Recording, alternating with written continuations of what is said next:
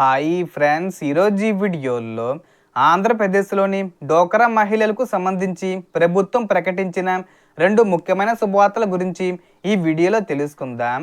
And video మీద నచ్చితే like చేసి షేర్ చేసి సబ్స్క్రైబ్ చేసుకోండి ఫ్రెండ్స్. సో ఏమాత్రం లేట్ చేయకుండా వీడియోలోకి వెళ్ళిపోద్దాం. సో మొదటిది ఎలక్ట్రికల్ వెహికల్ సబ్సిడీ.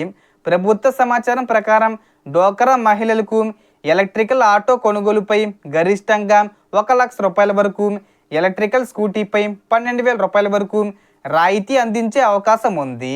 ఉదాహరణకు 4.50 లక్షల ఎలక్ట్రికల్ ఆటో కొనుగోలు చేస్తే అర్హత ఉంటే 1,00,000 రూపాయల వరకు సబ్సిడీ లభించి మిగిలిన మొత్తాన్ని చెల్లించాల్సి ఉంటుంది.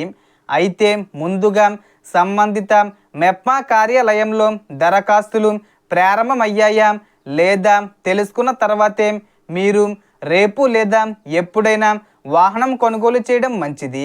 వాహనం మహిళ పేరుతో కొనుగోలు చేసి బిల్లులు మరియు అవసరమైన పత్రాలతో దరఖాస్తు చేయాలి. అనంతరం ఫీల్డ్ వెరిఫికేషన్ పూర్తయి అర్హత ఉంటే సబ్సిడీ మొత్తం బ్యాంకు ద్వారా అందే విధానం ఉంటుందని సమాచారం. ఇక రెండో అవకాశం విషయానికి వస్తే, గ్రామీణ ప్రాంతంలోని డోక్రా మహిళలు ఆహార ప్రాసెసింగ్ యూనిట్లు ఏర్పాటు చేసుకునేందుకు ప్రధానమంత్రి formalisation of micro food processing enterprises పథకాన్ని శ్రీనిధితో అనుసంధానం చేస్తున్నట్లు ప్రభుత్వం తెలిపింది. అర్హత ఉన్న మహిళలకు 3 లక్షల వరకు రుణం, క్రెడిట్ లింక్డ్ సబ్సిడీ అవకాశం ఉంటుంది. పండ్లు, కూరగాయలు, చిరుధాన్యాలు, పప్పులు, మసాలాలు, పచ్చళ్ళు, పిండి పదార్థాలు, స్నాక్స్ వంటి ఆహార ఉత్పత్తుల తయారీ యూనిట్లు ఏర్పాటు చేసుకోవచ్చు. ముడి సరుకు, ప్యాకేజింగు, బ్రాండింగు, మార్కెటింగు వంటి అంశాల్లో కూడా సహాయం అందే అవకాశం ఉంది.